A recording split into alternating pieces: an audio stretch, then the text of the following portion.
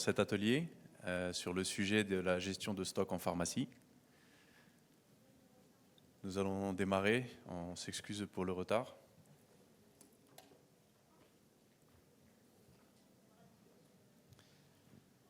Alors j'aimerais démarrer en vous posant une question. Comment savoir si mon stock est bien géré? Je demanderai à chacun de se poser la question et de répondre par oui ou par non à lui-même dans sa tête. Est-ce que votre stock est bien géré? Et j'aimerais vous raconter un petit peu, depuis quelques années qu'on parcourt le Maroc et qu'on pose la question à des pharmacies, pour que vous sachiez quelle a été notre expérience. Alors je prends d'abord un exemple d'une pharmacie de Tanger qui nous a dit « Ma gestion de stock, dans l'ensemble, je pense que j'en ai la maîtrise, à part peut-être quelques rares exceptions. Mais je veux bien tester votre outil de diagnostic, juste par curiosité. » Notre outil de diagnostic nous permet de voir un petit peu la nature du stock. Et je vous présente ici une partie du rapport que nous a donné l'outil. Donc ici à gauche, le cercle représente le stock. Et la partie en vert, ça représente ce que actuellement la pharmacie a en stock qui répond à ses besoins immédiats ou à moyen terme. Et tout ce qui est en rouge, c'est du surstock. C'est-à-dire c'est une partie du stock dont la pharmacie n'a pas forcément besoin immédiatement ou à moyen terme. Alors bien sûr, vous allez me dire, souvent on achète des choses dont on n'a pas besoin immédiatement parce qu'on veut faire du stock, parce qu'on a une bonne promotion ou autre. Et c'est pour ça que nous avons développé une deuxième façon également de regarder ce stock, c'est par période de 3 mois. Donc ce que vous avez à droite, c'est un graphique qui montre entre 0 et 3 mois, entre 3 et 6 mois, 6 à 9 mois, 9 à 12 mois, et au-delà de 12 mois, quelle est la partie de ce stock qui va se vendre dans cette période.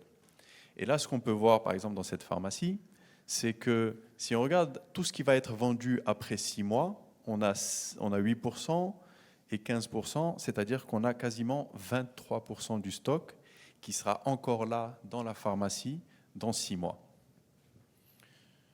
Un autre exemple, c'est une pharmacie de Meknès qui nous a dit que ce sont ses employés qui passent les commandes, mais qu'il est très strict sur ce qu'ils doivent faire et qui font un inventaire régulier. Alors on a fait également le diagnostic, et là ce qu'on a vu, c'est que la partie de surstock atteignait 68% du stock. Et si on regarde le stock qui va s'écouler à plus de 6 mois, on a 20 plus 10 et 1, on a 31% du stock qui sera encore dans la pharmacie si on revient dans 6 mois. Je vous donne un dernier exemple.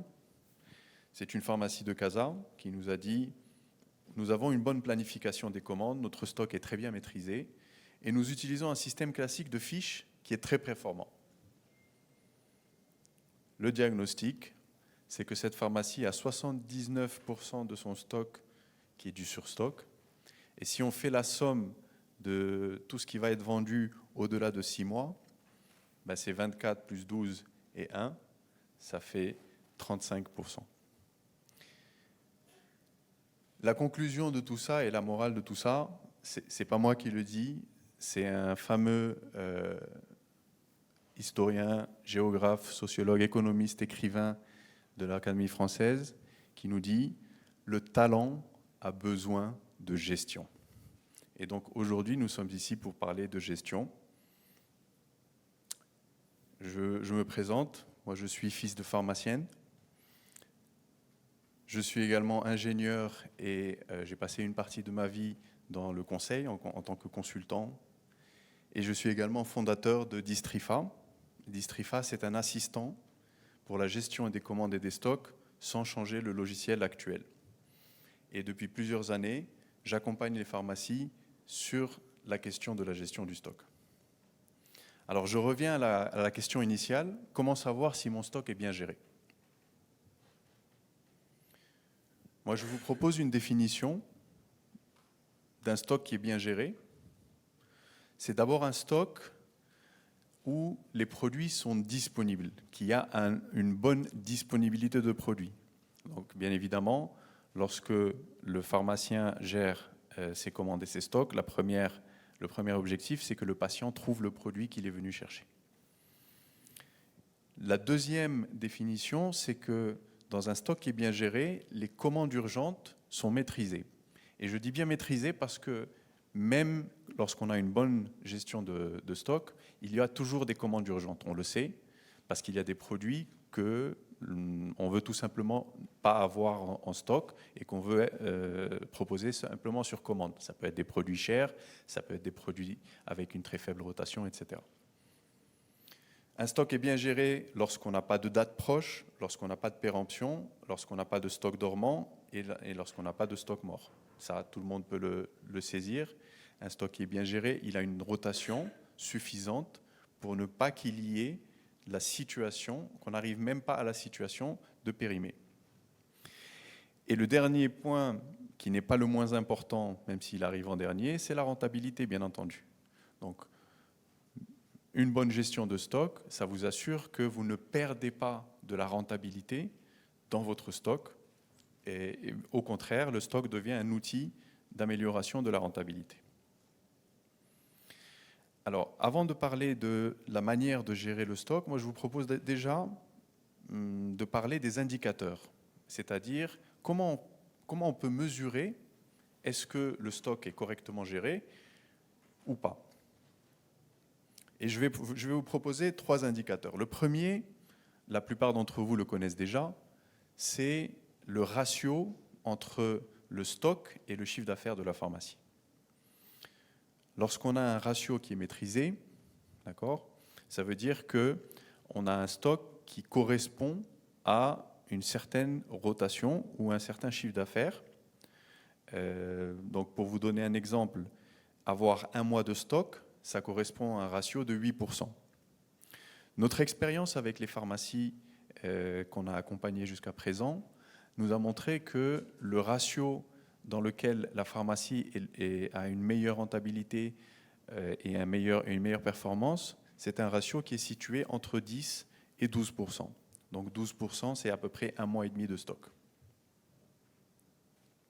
Le deuxième indicateur que vous pouvez suivre, c'est l'indicateur de surstock, c'est-à-dire quel pourcentage de mon stock actuel, d'accord, est supérieur aux besoins à court terme.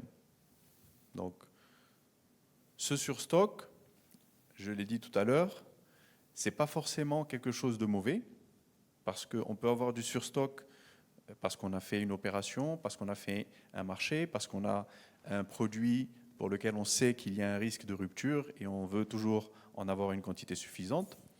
Mais il faut faire attention à ce que ce surstock ne dépasse pas 30% de votre stock actuel. Le troisième indicateur, c'est le stock dormant et le stock mort. Alors, il existe beaucoup de définitions de ce que c'est que le stock dormant et le stock mort. La définition que je vous propose, c'est la suivante. Pour le stock dormant, c'est tout ce qui ne sera pas vendu avant une période d'au moins 9 mois. Et pour le stock mort, bien évidemment, c'est tout ce qui n'est pas vendu au-delà de 12 mois. Et encore une fois, par notre expérience et par le travail qu'on fait avec les pharmacies, on considère qu'une bonne performance sur le stock dormant ou le stock mort, c'est quand il correspond à moins de 10% de votre stock total. Alors, vous allez me dire, c'est très bien tout ça, mais comment on peut corriger, comment on peut améliorer un stock ? Alors, il existe plusieurs méthodes. Peut-être que certains d'entre vous en connaissent parmi celles que je vais vous présenter, mais celle qui est la plus répandue, c'est d'effectuer des inventaires complets ou des inventaires tournants.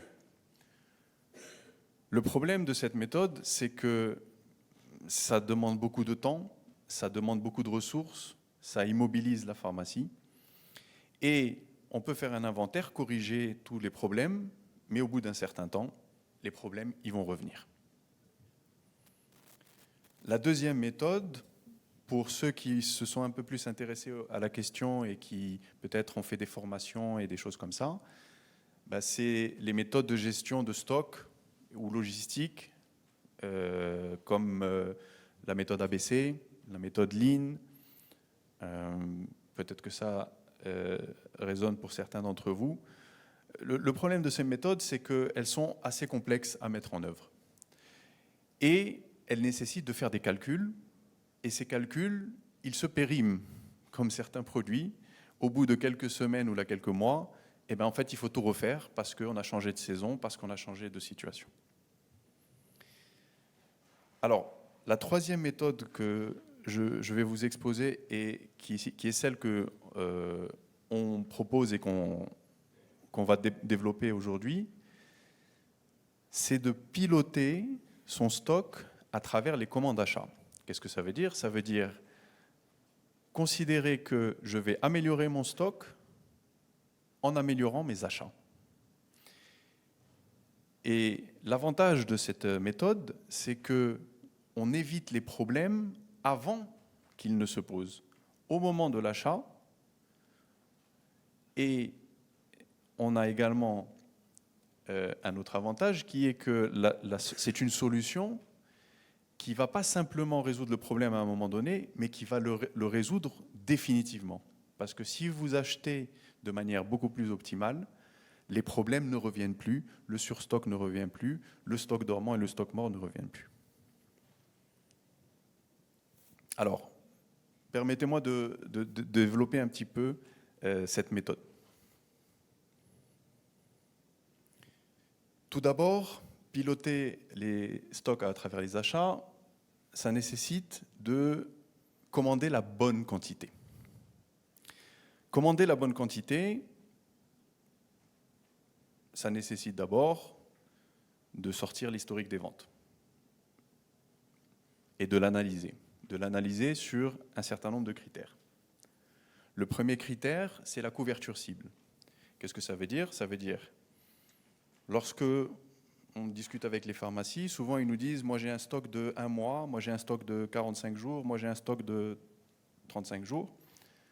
Mais bien évidemment, le stock de 1 mois ne veut pas dire que j'ai 1 mois de tous les produits. Il y a des produits qui ont une très forte rotation. Si vous voulez avoir un stock de 1 mois, ça va vous prendre la moitié du magasin. Et il y a des produits que vous vendez une fois tous les 2 mois ou tous les 3 mois. Donc avoir un stock de 1 mois, ça veut dire avoir une demi-boîte, ça n'a pas de sens. Donc en réalité, pour chaque produit, il est nécessaire de définir, avant de commencer à essayer d'évaluer un stock optimal, il faut déjà définir quelle couverture je veux pour un produit. Si c'est un produit à forte rotation, peut-être que je veux une couverture de 1 semaine ou 10 jours. Parce que je sais qu'il n'y a pas de risque qui tombe en rupture. Et déjà, ça peut représenter 30, 40, 50, 80 boîtes. Si c'est un produit à faible rotation, peut-être que je vais avoir juste un stock de 2 mois en ayant une boîte. Donc la première étape, c'est de se définir pour chaque référence qu'est-ce que je veux comme couverture cible. Ensuite, il faut identifier un certain nombre de références qu'on va enlever de cette analyse. Les produits sur commande, je ne veux pas les avoir, ça ne sert à rien de les analyser. Les produits qui sont en fin de vie, les produits qui sont critiques dans le sens où, quelles que soient les ventes que j'ai, je dois toujours avoir au moins 1 boîte ou 2 boîtes ou 3 boîtes de ce produit parce qu'il a un rôle, il a une criticité pour le patient qui va venir le demander. Ensuite, on doit également isoler de tout ça, tout ce qui est vente spéciale, les gardes. Quand je suis en train d'essayer d'évaluer quelle quantité d'un produit je veux avoir en stock, bien évidemment, s'il y a un patient ou un client qui s'est présenté, qui a pris d'un coup 10 boîtes ou 15 boîtes parce qu'il va partir en voyage, ce n'est pas quelque chose qui va être récurrent, ce n'est pas quelque chose qui va servir à définir combien je veux en stock.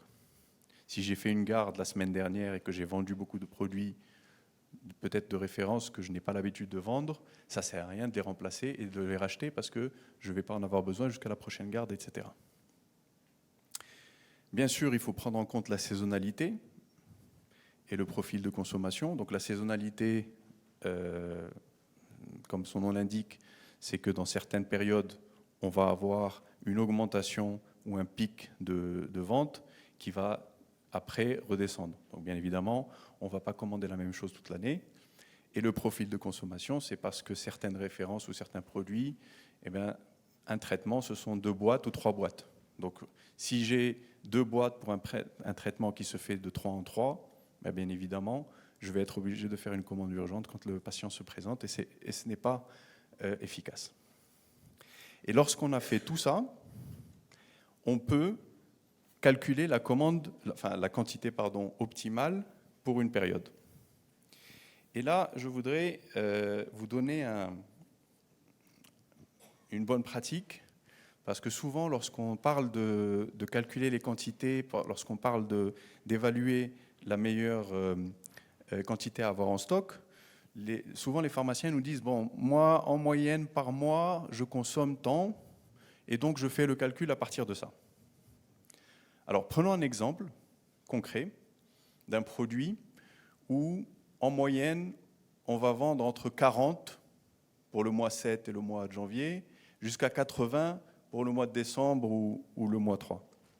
Donc, on est entre 40 et 80 ventes par mois. Si je vous demande combien vous avez besoin de ce produit par semaine, le plus simple, c'est de dire, bon, un mois, c'est à peu près 4 semaines.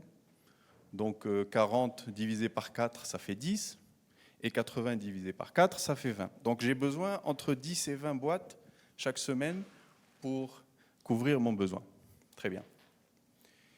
Et si on vous demande quel est votre besoin quotidien toujours sur ce même produit, donc on va considérer qu'il y a entre 20 et 25 jours ouvrés dans un mois. Donc je fais 40 ou 80 divisé par 20 ou 25. Pas besoin de faire le calcul, je l'ai fait pour vous. Ça donne entre 2 et 3 boîtes par jour. Donc quand je me dis, avec 2 ou 3 boîtes, j'ai de quoi tenir pour répondre aux besoins. En réalité, si on regarde le même graphique, mais au lieu de le regarder par mois, on le regarde par jour. On le regarde par jour sur la même période, sur 12 mois. Chaque petite barre correspond à un jour. Pour ceux qui sont au fond, on a 0, 5 et 10. Donc, on a ici une représentation de ce qui a été vendu chaque jour. Et ce qu'on va faire, comme je l'ai expliqué dans la slide précédente, c'est que d'abord, on va regarder tout ce qui est vente spéciale. C'est en jaune. Donc les ventes spéciales, c'est quelqu'un qui est venu, qui a pris 5-10 boîtes d'un coup. On a les ventes de garde, on a un certain nombre d'informations. Et là, en fait, lorsqu'on regarde les choses de plus près, en réalité, si on prend une semaine, ce n'est pas de 10 à 20 boîtes dont on a besoin pour couvrir le besoin, mais en fait, c'est entre 17 et 28. Et vous voyez la différence entre un calcul mensuel et un calcul en regardant jour par jour, elle est énorme. Parce que même sur le besoin quotidien, on est entre 6 et 9 boîtes et non pas entre 2 et 3. Donc, bien faire attention lorsqu'on fait ces projections. Les projections mensuelles ne sont pas suffisantes. Je continue. Donc, après commander la bonne quantité, le deuxième pilier d'une bonne pratique achat, c'est de commander à la bonne fréquence. Alors, qu'est-ce que ça veut dire ? Tout d'abord, pour les produits à forte rotation, ça veut dire qu'il faut équilibrer entre les réassorts et les ventes. Équilibrer entre les réassorts et les ventes. Quand on a un produit à forte rotation, l'idée n'est évidemment pas, chaque fois que je vais vendre une boîte, je vais passer une commande le matin et je vais la remplacer. Puis l'après-midi, je vais vendre une boîte et je vais passer une commande et je vais la remplacer. Quand on a beaucoup de rotation, si on fait ça, les équipes, ils font plus rien d'autre. Ils font que des BL, des commandes, des réceptions, des mises en rayon, etc. Donc il faut trouver le bon équilibre entre les réassorts et les ventes. Bien sûr, commander à la bonne fréquence, c'est de respecter de prendre en compte les conditions de paiement. Et donc, par exemple, en fin de mois ou en fin d'année, on va réduire la fréquence ou on va réduire les quantités parce qu'on approche de l'échéance. Commander à la bonne fréquence, c'est aussi regrouper les livraisons lors des baisses de charge. Alors souvent, on recommande aux pharmacies de faire une commande un peu plus importante par semaine, le jour où on a l'habitude d'avoir moins de charges. Pourquoi ? Parce que les équipes, à ce moment-là, elles ont du temps et elles peuvent placer la grosse commande dans les rayons, et tout le reste de la semaine, elles peuvent passer plus de temps au comptoir devant le patient. Passer une commande par fournisseur et par jour. Donc, peut-être que pour certains d'entre vous, ça c'est de la science-fiction, de passer une seule commande par jour et par fournisseur, mais je peux vous garantir qu'avec une bonne planification, nous avons des pharmacies aujourd'hui qui travaillent avec une seule commande par jour et par fournisseur, et ça se passe très bien. C'est simplement que cette commande, bien évidemment, il faut bien la planifier, et ça permet de regrouper tout le travail à un seul moment de la journée et de libérer encore une fois du temps pour vous et pour vos équipes. Et enfin, profitez des heures de fermeture de la pharmacie pour les délais logistiques du distributeur. Qu'est-ce que ça veut dire ? C'est très simple. Ça veut dire que je passe la commande juste avant la fermeture de la pharmacie, de manière à ce que le moment où le distributeur va recevoir la commande et qu'il va la préparer et qu'il va l'envoyer à la pharmacie, etc., ce ne soit pas du temps où la pharmacie est ouverte et elle reçoit des clients et des patients. Donc, passer la commande en fin de matinée si je ferme à midi, passer la commande en fin de journée pour être livré le premier le matin. Et pendant tout ce temps-là, en fait, on n'a pas de risque qu'un patient vienne demander un produit qu'il ne va pas trouver. Alors, en pratique, qu'est-ce que ça veut dire avoir une bonne planification des commandes ? Je vais vous présenter une vision globale de ce que peut être une année où on a bien planifié ses commandes. Alors, ça commence, bien évidemment, en début d'année. Comme vous le savez, il y a des événements, il y a des rencontres, et notamment, bien sûr, Officine Expo, où il est possible de passer des commandes plus importantes qui vont couvrir une partie de l'année. Donc, ces commandes-là, elles peuvent couvrir 4, 5, 6 mois. On peut même arriver jusqu'à septembre parce qu'on a une bonne visibilité, on a des bonnes conditions et on est en train de préparer son année. Deuxième pilier de cette stratégie, c'est de passer des commandes tous les 2 mois, mais avec une couverture de 60 jours. Donc, par exemple, en février, je passe une commande qui va aller jusqu'à avril. Après, il peut y avoir un petit peu de queue de comète jusqu'à mai, mais peu importe, je repasse une commande en avril qui couvre jusqu'à juin, de juin à août, etc. Et on arrive à tourner sur toute l'année de cette manière-là. Et pour terminer, bien sûr, les commandes quotidiennes. Les commandes quotidiennes, c'est toute l'année, c'est tous les jours d'ouverture.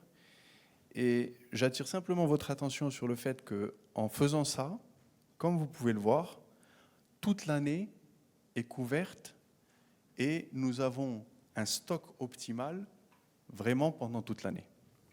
D'accord ? Je prendrai bien évidemment les questions en fin d'intervention. Pour terminer, le troisième pilier de bonne pratique achat, bien sûr, c'est essayer de se préparer contre les imprévus. On ne peut pas prévoir tout, mais on peut se prémunir et essayer de se préparer contre les imprévus. Donc, première chose, c'est le suivi des produits manquants et essayer de les stocker avant la période de manque. On est capable, en ayant un petit peu d'historique, de savoir que certains produits ont tendance à tomber toujours en manque dans les mêmes périodes. Donc on est capable d'anticiper un petit peu que certains produits vont tomber en manque dans certaines périodes. Planification à long terme ou à moyen long terme contre le risque de surstockage. Tout à l'heure, je vous ai dit, on fait des commandes pour couvrir 2 mois. Pourquoi on fait ça? Parce qu'il peut toujours y avoir des changements de situation. Par exemple, un nouveau produit qui arrive sur le marché ou un produit qui est remplacé ou une situation même épidémiologique qui change un petit peu le besoin ou carrément une opération commerciale qui est lancée par un laboratoire avec des délégués dans une région qui peut aussi changer, je dirais, la situation. Donc, pour éviter de tomber dans trop ou dans un excès de planification, on recommande vraiment de rester dans une période de 60 jours parce qu'on a une meilleure visibilité sur cette période-là. Et le dernier point, c'est de liquider les stocks dormants de manière à placer la trésorerie dans des produits qui ont une meilleure rotation. Alors ça peut paraître évident, mais en réalité, tous, chacun, vous avez peut-être du stock dormant ou du stock mort. Moi, je considère que c'est une source de valeur, c'est une richesse. En fait, c'est un puits de valeur, c'est une opportunité de valeur, parce qu'en récupérant la trésorerie qui est dans ce stock dormant, on peut faire beaucoup de choses. Il s'agit simplement de l'identifier de la bonne manière et de trouver comment liquider ce stock. Et à ce titre, peut-être que certains d'entre vous le pratiquent déjà, mais on sait que les échanges peuvent être un levier intéressant de réduction du stock dormant. Donc je prends l'exemple de 2 pharmacies, une pharmacie A et une pharmacie B, et je reprends le graphique que j'ai montré tout à l'heure avec l'écoulement du stock sur les périodes, donc en moins de 3 mois, entre 3 à 6 mois, 6 à 9 mois, 9 à 12 mois, donc ça commence à faire long, et plus de 12 mois. Et la même chose sur une autre pharmacie B. Et là, je vois que la pharmacie A, par exemple, elle a 25% de son stock qui est du stock dormant, qui est du stock lointain, qui ne va pas se vendre à moins de 9 mois. Mais en réalité, si je rentre dans le détail de ce stock dormant, il y a peut-être certains produits dont la pharmacie B a besoin aujourd'hui et qu'elle va pouvoir écouler en moins de 3 mois. Et inversement, peut-être que certains produits, de l'autre côté, pourraient être écoulés par la pharmacie A en moins de 3 mois. Donc, d'où le principe de cet échange. Alors, tout à l'heure, je vous ai parlé des indicateurs. Je vous ai montré un petit peu quelles étaient les méthodes pour traiter cette question du stock. Quels sont les effets de la mise en place de ces méthodes? Prenons d'abord le ratio stock sur chiffre d'affaires. Généralement, les pharmacies avec lesquelles on a travaillé et on travaille, elles ont un taux qui se situe au-delà de 14%. Au-delà de 14%, ça veut dire que ça peut aller jusqu'à 18-20%, c'est-à-dire que la pharmacie, elle a quand même beaucoup de stocks dont elle n'a pas forcément besoin. Et comme je l'ai dit, en appliquant cette méthode que je viens de vous présenter et en l'utilisant, en fait, on arrive à 10 à 12% de ratio de stock sur chiffre d'affaires. Et vous allez me dire, 2%, ça n'a pas l'air énorme. Alors juste pour info, 2% sur un chiffre d'affaires moyen de pharmacie, ça peut aller jusqu'à 40 ou 50 000 dirhams. Donc 2%, on aimerait bien les avoir quand même. Le deuxième effet, c'est sur le surstock. Ici, pareil, avant de travailler et avant de mettre en place les mesures pour améliorer la performance, la plupart des pharmacies ont un surstock qui dépasse les 40%. En mettant en place toutes ces mesures, on arrive à descendre jusqu'à une moyenne de 20%. 20%, ce sont les quantités suffisantes pour servir les patients sans surcharger les rayons. Et pour terminer, encore une fois, ça c'est un cas réel, d'accord, d'une pharmacie qui avait en stock 25% de son stock qui dépassait les 9 mois. En appliquant ces méthodes de travail, l'impact, il est très important.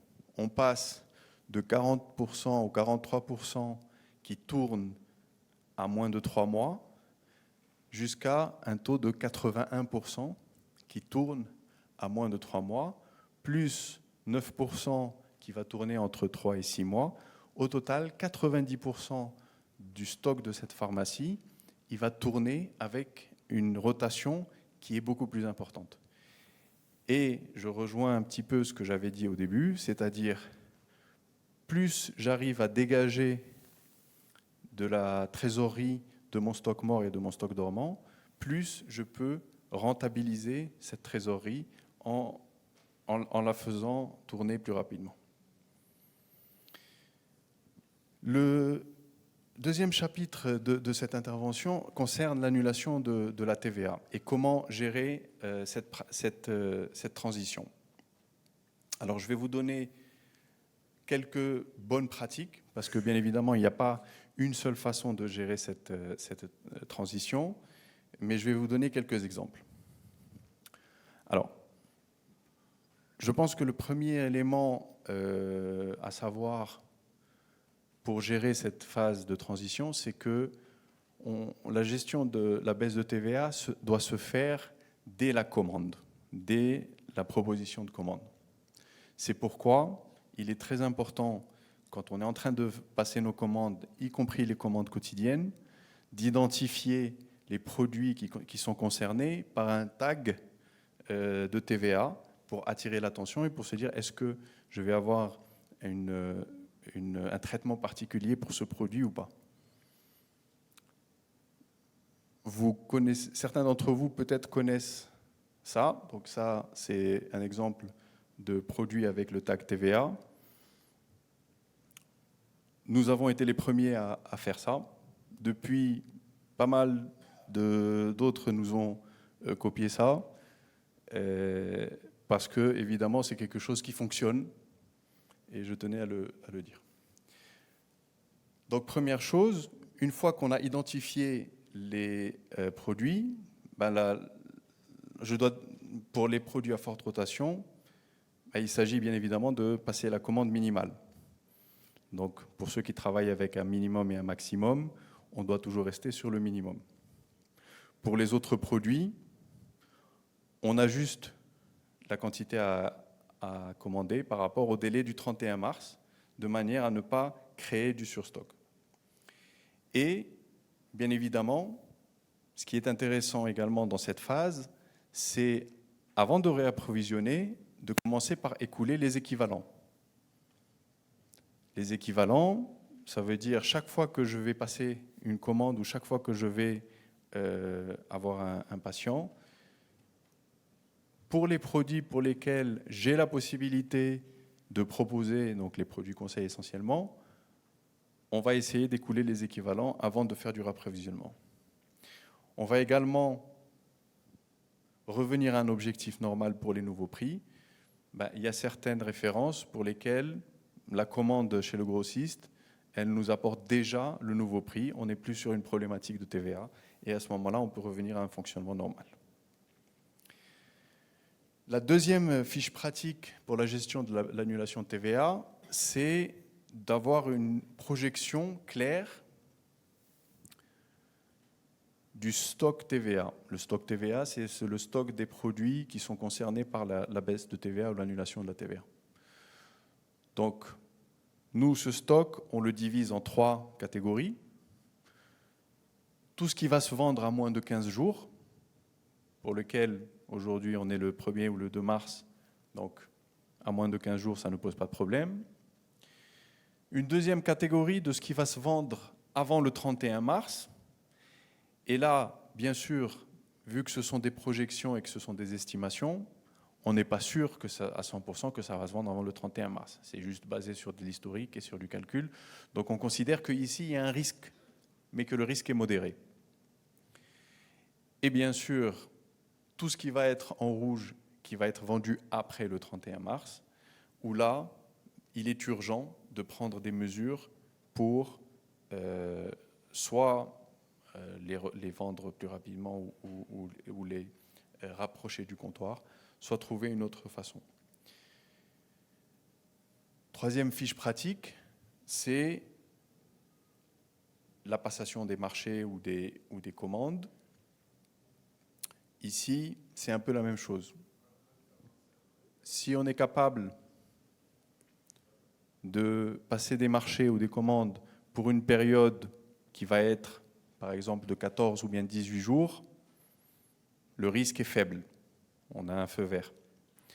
Si on va passer pour une période entre 27 et 29 jours et on se rapproche du 31 mars, le risque est modéré, moyen, on est en orange. Et bien sûr, tout ce qui va passer après le 31 mars, donc à plus de 51 jours ou 55 jours, comme vous voyez ici, à ce moment-là, on ne passe pas la commande, on est en rouge.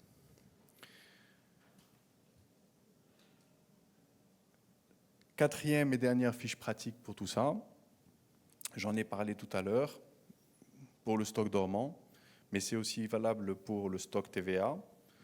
Donc, si on prend la possibilité de faire des échanges entre consoeurs et confrères, si on prend une pharmacie A et une pharmacie B et on prend leur stock TVA, en fait, il est possible de définir pour chacun quelle va être la partie de ce stock qui sera vendue avant le 31 mars, quelle va être celle qui va être vendue après le 31 mars, en faisant des estimations et des projections sur ce stock-là. De la même façon pour la pharmacie B. Et à ce moment-là, essayer d'identifier au niveau de la pharmacie A, dans son stock qui est projeté pour être vendu après le 31 mars, qu'est-ce que la pharmacie B peut vendre avant le 31 mars et inversement, quelles sont les références ou les produits qui peuvent être vendus par la pharmacie A à moins de 1 mois et qui figurent dans le surstock TVA de la pharmacie B. Voilà, je vous remercie pour votre attention. Cette capsule sera disponible sur Pharmacien Manager dans quelques jours. Et si vous souhaitez en savoir un peu plus sur Distrify, sur nous et sur cette automatisation des bonnes pratiques, n'hésitez pas à scanner ou à venir nous voir au stand pour en parler. Et je suis à votre disposition pour les questions. Je ne sais pas si quelqu'un peut faire circuler le micro. Merci beaucoup.